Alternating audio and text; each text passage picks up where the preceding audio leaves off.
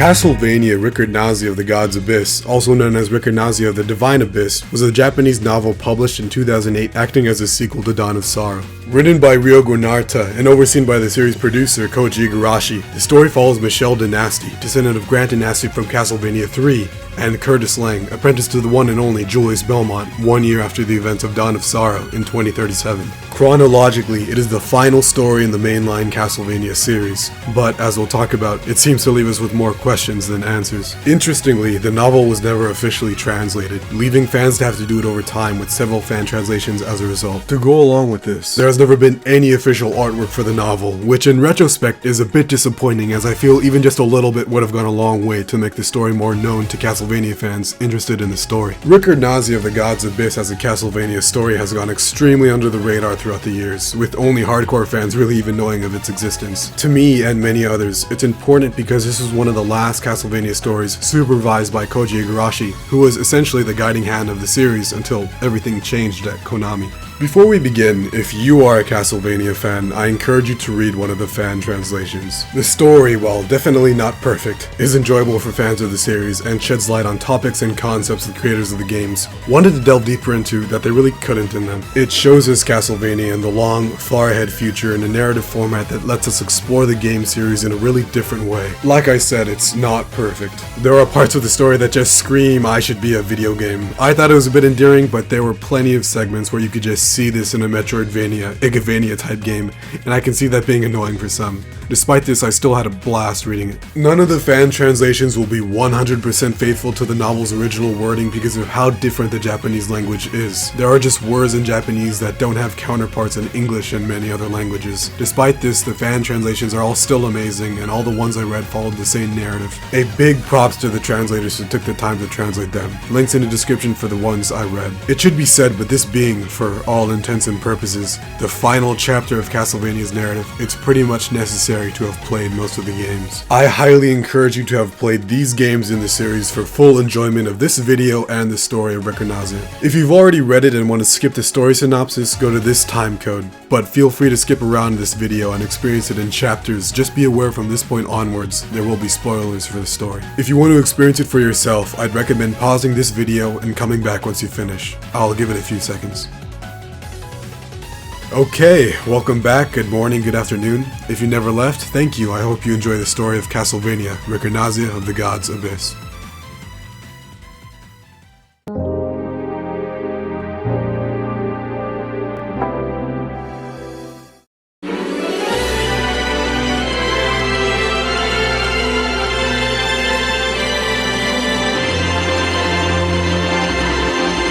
The Dark Lord Dracula, and the symbol of his power, Castlevania. Every 100 years, the Dark Lord would rage chaos on the earth in his conquest to destroy the human race. However, each time he was resurrected, he would always be met with opposition that would seal his powers back into the depths of hell. For hundreds of years, the cycle would continue. Clans of vampire hunters, organizations, magicians, even his own son would rise to oppose him. However, in 1999, the conflict would come to an end in the climactic events of the Demon Castle War, sealing Castlevania inside a solar eclipse and ending the resurrection cycle for the Dark Lord once and for all. However, at the same moment of Dracula's death, his soul, with the power of dominance, searched for a new host and would find one in Soma, Cruz, to lay dormant in for years inside him. In 2035, Soma would find out the truth about his and Dracula's soul after a confrontation with Graham Jones, deciding to then repress the dark powers within him to live a normal life. Although seemingly dragged back into the conflict time and time again after this. 3 years later, Soma would finally be at peace living his life. Saying goodbye to his childhood friend, Mina, as she went back to her home, Soma had a feeling of unease for a little while now. Carefully observing his surroundings outside the Hakuba Shrine, Soma reflected on his past and the people who helped him sever his ties to chaos, allowing him to live the life he wanted. But still, essentially being the reincarnation of Dracula meant Soma couldn't let his guard down for too long. Suddenly, out from the shadows came Death himself, Dracula's second in command. Soma had fought the creature 2 times before, so instinctively, he reached for anything that could be used as a weapon, quickly readying himself for battle, only for the creature to put down his scythe and announce he wasn't there to harm him. Shocked, Soma knew something had to be happening in Dracula's castle for Death to be here, only for Soma's confusion to go unanswered. The creature simply approaching him to ask him one thing, if he would be willing to become the new Lord of of the castle. Soma refused, as he had already fought through the castle 2 times to fight his fate as the new Dark Lord, and Death quickly stated, if that is still his decision, he has no reason to tell him anything. Vanishing into the darkness without another word, someone knew something had to be happening in the castle once again.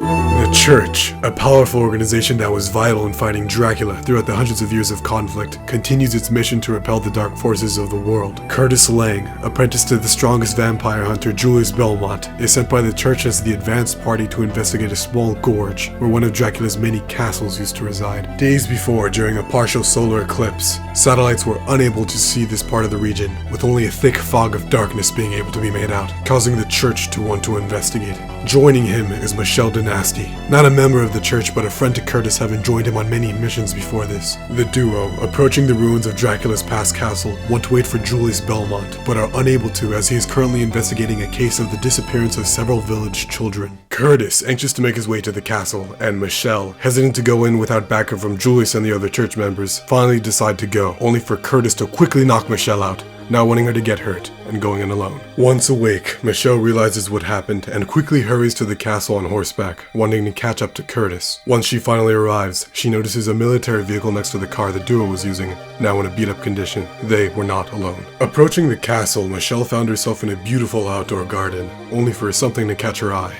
Blood. Panic rushed through her as her worst fear was realized, seeing Curtis on the floor, bleeding half to death. From behind, some kind of magical substance splashed onto Curtis. Quickly, Michelle immediately prepared for combat, only to then be met by a middle-aged army man. It was Hammer, and introductions were quickly made. Hammer explains how he saw the two in need of help, and used a potion an alchemist gave him, hoping he wasn't ripped off. Michelle is understandably confused as Hammer talks about his shop that he runs, and how he usually does this when Dracula's castle is involved, mostly in hopes of seeing Yoko Belnades, who Hammer is pretty much a sim for now. Curtis wakes up, now healed thanks to the potion, but something isn't right. Curtis has amnesia, and now only has one goal that he says he remembers: to destroy Dracula's castle.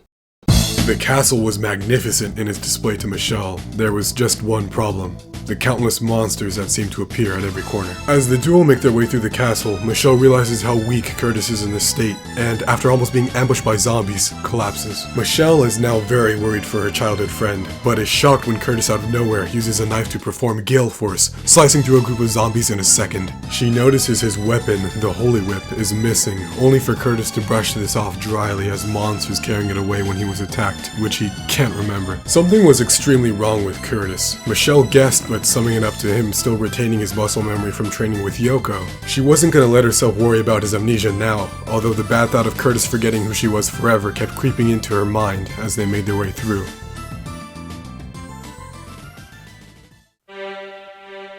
Michelle and Curtis are finally able to catch their breath as they arrive at a ginormous library.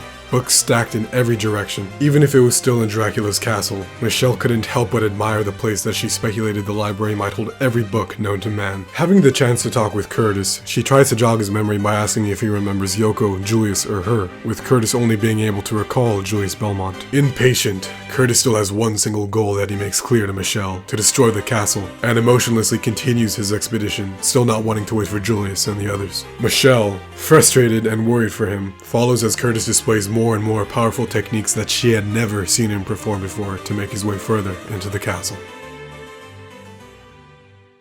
The duo sent a strong stream of magic as they approached the throne room. Michelle recalled that in the stories of their predecessors that defeated Dracula, a long stairway after the clock tower would lead to the master's chambers in most all reincarnations of the castle. Surprisingly, what awaited them was humans with guns. They knew right away these men weren't with Hammer. The hostility in their eyes and different uniforms told them that right away. One of the men started cursing at Curtis and Michelle, and she then understood who they were. In the past, there were cults, dark priests and mad heretics that plotted and sacrificed for their turn of Dracula, thinking it would bring them salvation throughout the years. There was two of note in recent times: the followers of Graham Jones and a cult known as Within Light, headed by Celia. Michelle realized these people were followers of them. Despite their leaders being gone, they would still do anything for what they stood for. One of them talks about shooting Curtis and how he shouldn't have survived. Michelle then realizing it was not monsters that attacked Curtis, but these humans. The men with no more patience take aim at the two, and out of nowhere, a flash grenade explodes in the area, taking out the armed men. It was Hammer.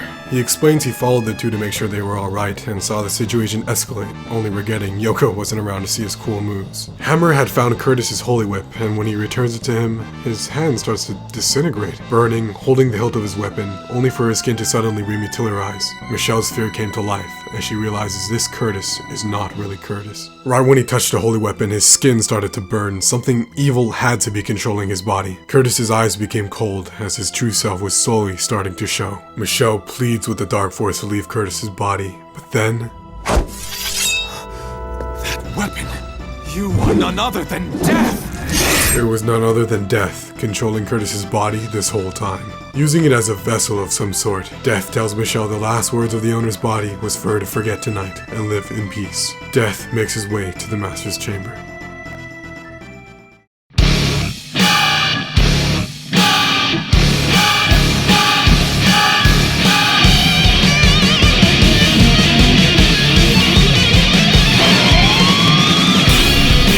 Count Olrox, one of Dracula's top-ranking members in the 17th century, who was thought to have died after an encounter with Alucard, is sitting on the throne as Lord of the castle. Before Michelle and Curtis had arrived, Death fought with Olrox, seeing him as a traitor to Dracula as he seeked to conquer the human world and the power of chaos. Death was not willing to put up with an imposter in the throne, or someone who would mock Dracula so easily. Olrox had beat him, nearly erasing his soul, but Death quickly took refuge in Curtis's body after he was nearly shot to death. Now, hours later, Death returned possessing a different body with the same mission. Olrox quickly understood what Death had done, and the two continued their fight, Olrox mocking Death all the way through, talking about the foolish, blind followers of Graham Jones, Dracula's failure, Death's constant defeat by the Belmonts, and his resurrection of two powerful creatures at his command. Olrox was bored, he wanted power and destruction, and Death saw right through him. Even with Death in the body of a human, he could still hold his own against Olrox, but not for much longer. The strain on his vessel and the powerful spells needed to counter Olrox were all beginning to wear on Death, until Michelle finally arrived, seeing the two battle to their fullest.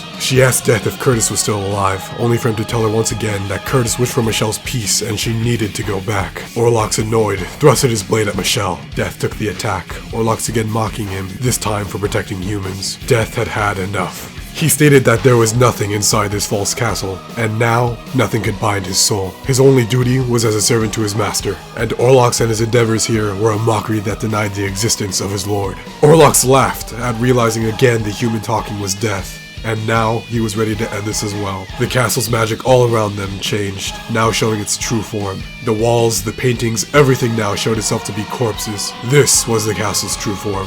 One large legion, held together by the erratic powers of chaos. Olrox made a corpse doll with his magic out of the surrounding dead, including the cultists that had worshipped his message. Death and Olrox's magic clashed, destroying their surroundings, filling Olrox with the rush he hadn't felt since his fight with Alucard. The two dark forces clashed with power. If either one of them dropped their guard for a second, it would be over for them. The height Michelle jumped was impossible for a normal human, but she had inherited her ancestor's natural ability and used it to fire the perfect shot at the Count. The vampire reacted, in shock a human would try to oppose her, dodging the arrow as fast as he could, but it was too late. All it took was a second of distraction for Death to overpower Olrox's magic, cutting him in two. The vampire smiled. The corpse doll, the magic summons in the fight, Dracula's false castle, and the castle lord's room sliced in two.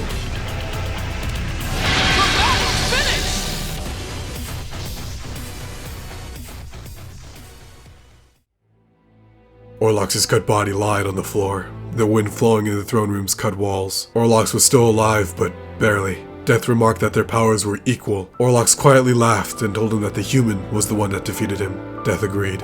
The inheritor of Dracula's name might emerge, or might not. You, however, will forever roam as a servant of the night, no matter how many times humans strike you down. As long as humans exist, you being unable to perish, would you still continue to roam this world? When all the reasons for my existence and when my loyalty comes to an end, dying out or living forever, those for me are all trivial matters. I see. That is the root of your soul. Olrox proclaimed that he would return to this world using his own power, not regretting anything that had just happened, maniacally laughing as his body turned to ash. Michelle and Death stood in the destroyed throne room. She pointed her bowgun at Death and told him to release Curtis's body. In the battle, Death had lost all his strength, and it was apparent he couldn't hold on to it any longer. Death informed Michelle that the Belmont was approaching, and that he no longer had the power to manipulate his vessel. He told her that Curtis could not be saved, and that he was already dead. Michelle did her best not to burst into tears, and thanked the creature of darkness, only for him to remind her that they are still enemies. When the castle is inevitably resurrected because of human greed, they will be on opposite sides. Death laughed weakly, and told her when they meet again, to not hold back.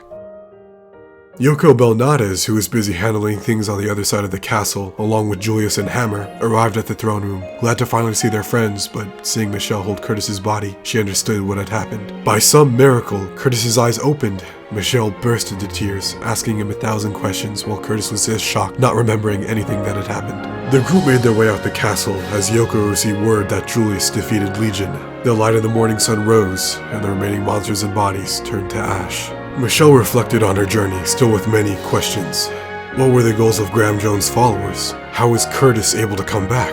Was Death free from his bound curse to the Lord of the Castle? When Death had control of Curtis's body, was Curtis holding on to his life the whole time? Was Death the one who saved Curtis? She could only speculate, the people with the answers long gone, but she found herself with some respect for the monster. She knew the answers could be found when Dracula's true castle rose once again, swearing that when she encountered Death next time, she would fight him with no hesitation. The nightmare faded as the sun rose, the scene of the battle through the night seemingly long gone as the group made their way home.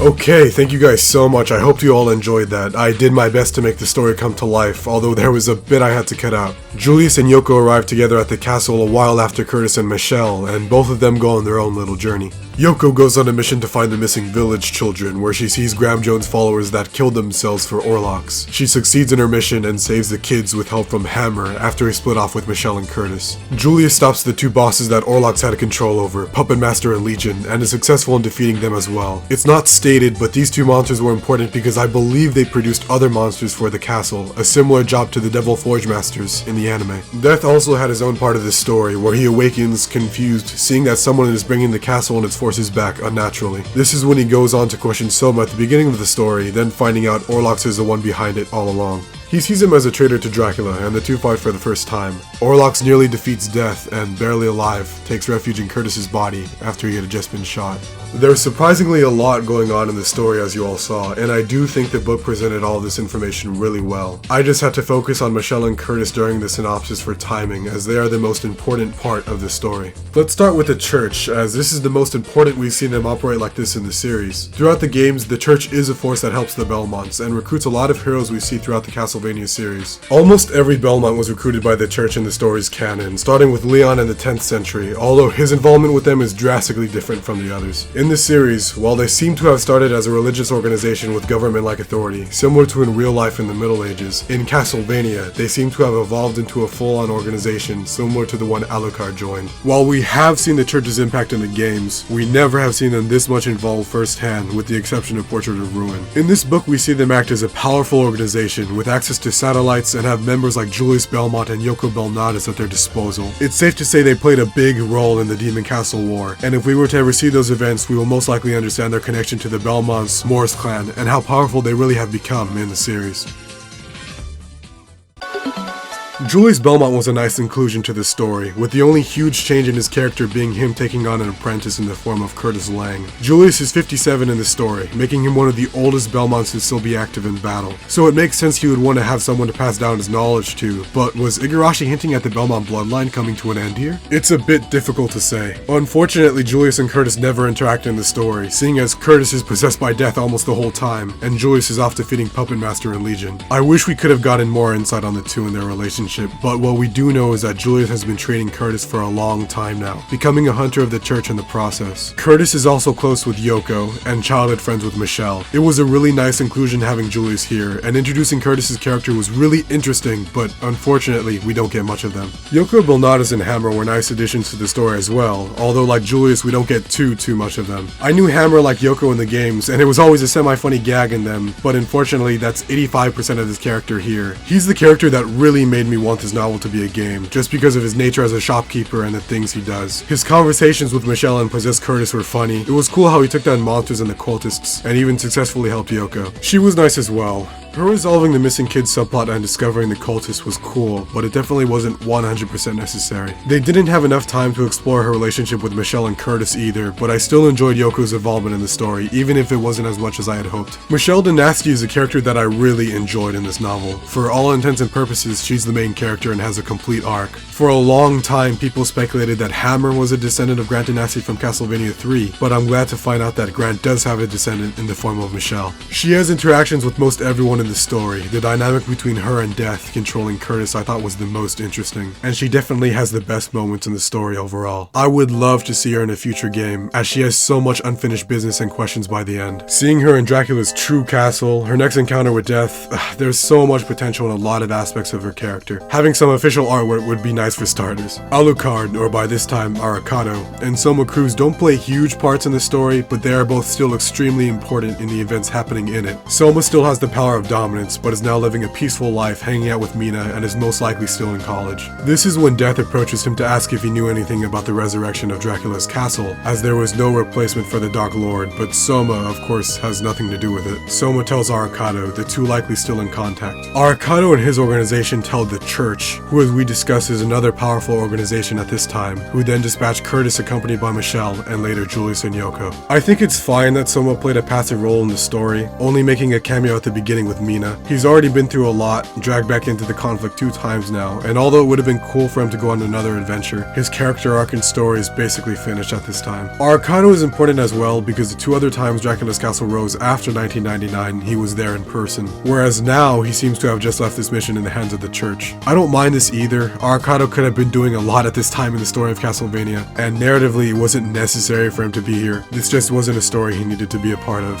Although Arakato was the last one to fight Olrox in Symphony of the Night, and was the one who defeated him in that game. I was shocked when Olrox was revealed to be the Lord of the Castle this time. It was kind of out of nowhere. During his boss fight, while his design was cool, his 2 phases bringing a decent challenge, there really wasn't anything showing this character was important. He's not a reoccurring boss in the series, he has no dialogue with Alucard, despite Ricordnaza maybe retconning that there was. I could definitely see that. But besides an Easter egg in Aria of Sorrow, he hasn't appeared anywhere else. While it was kinda an out of nowhere inclusion, I can't help but really like his appearance here. It gives his character a whole other layer and tells us he's a lot more powerful than anyone, even Dracula, gave him credit for. He's admittedly a little generic as an antagonist, but he serves as a great opposition to Death, which for this story was the point. I would love to see him return in the series in some form after reading Ricordnaza. He did say he would return. I said earlier that Michelle was the main character. That's only partly true. Death definitely takes center stage with her. I would have never expected them to delve into the character this much. While he is a staple to the Castlevania series, I think I speak for most when I say I didn't know they intended this character to be a lot more complex than he had been presented in the games. Death after Dracula's death is a really interesting time period to look into his character. They certainly didn't in the Sorrow games. In them, Death doesn't say a word, and I think this book gives us an answer for that. Without Dracula, he has no one to answer to, no one that is bound to his soul. Well, Soma not taking up the mantle and all. I think, and this might sound weird, Death was depressed in the Sorrow games, begrudgingly just doing his duty in these false castles without a true Dark Lord to tell him what to do. He had no reason to plot or scheme like he did in the other games because, well, no Dracula. Ricordnaza delves into Death's mindset a lot more than expected, and I really enjoyed it. He probably hoped Soma would just say yes to becoming the Dark Lord so he would have someone to command him, but having him basically on a revenge quest against Olrox definitely lended to the story a lot better. Never expected it, but I really like what they did with Death, and hope to see his story continue in some form after the events of Ricordnaza. Dracula's castle, Castlevania, showing its true form as one giant legion is definitely something I really enjoyed finding out, and it makes sense. Dracula's castle has been established as a creation of chaos, held together and commanded by Dracula, hence why it changes in every game. It's pretty messed up, the castle being built out of corpses, and it's probably not something we're ever gonna get more information on, but this disturbing truth is still super interesting, and personally makes me see Legion in a more important light. So, is Castlevania Ricordnaza of the God's Abyss canon to the mainline Castlevania series? It's a little difficult to say. The novel never making it outside of Japan isn't a detriment to the argument. There could have been 1,000 reasons why it wasn't, but it definitely should be noted. This was supervised by Igarashi, so it has his seal of approval, and as we've discussed, it fits into the timeline without any complications as the last Castlevania story. Whether or not it was intended to be the last, we'll get into in a minute. The only other piece of Castlevania media that takes place in this time period is Grimoire of Souls. Two different pieces of Castlevania media made at two drastically different creative periods for the series. Honestly, and this is just me being a fanboy, Grimoire of Souls and Ricordnaza could take place at the same time. It was definitely not the intention by any of the creators of these two projects, but think about it. Maybe the reason Akumajō isn't in Ricordnaza is because he's on his way to find Lucy at the beginning of Grimoire. It would explain why Yoko and Julius aren't in the mobile game, and why Akumajō isn't in the novel, and it doesn't really contradict with anything except for maybe Soma being evil, but that could have easily happened in the time span of the two stories, Nah, I'm just kidding. But maybe. Simple fact is, Grimoire was cancelled. The story was never even able to be finished. Oh my god! Oh god, are you kidding me? What?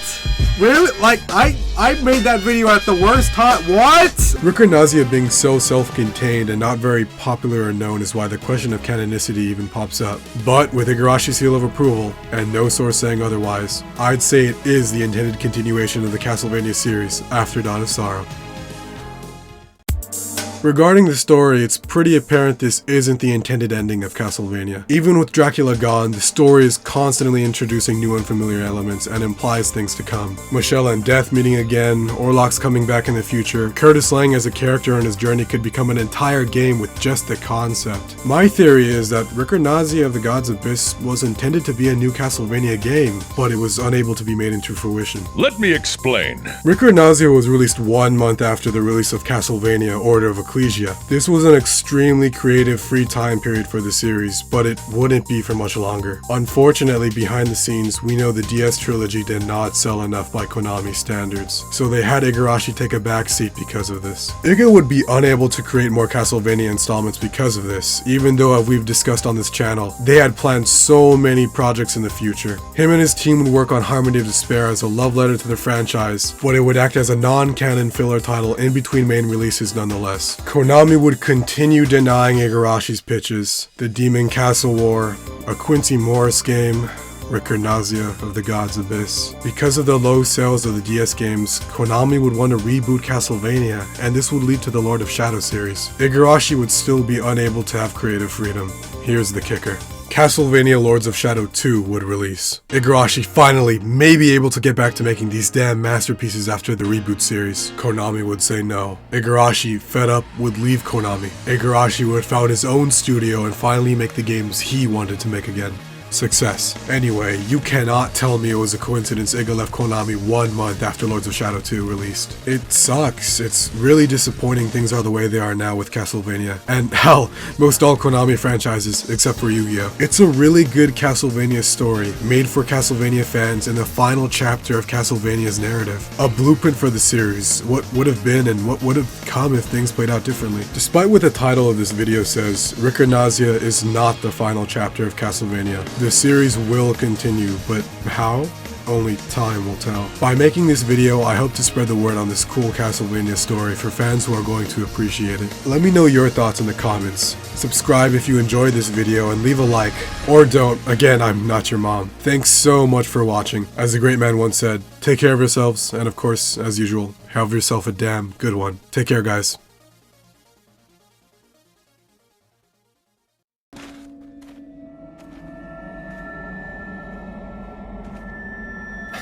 Where's everyone going? Bingo?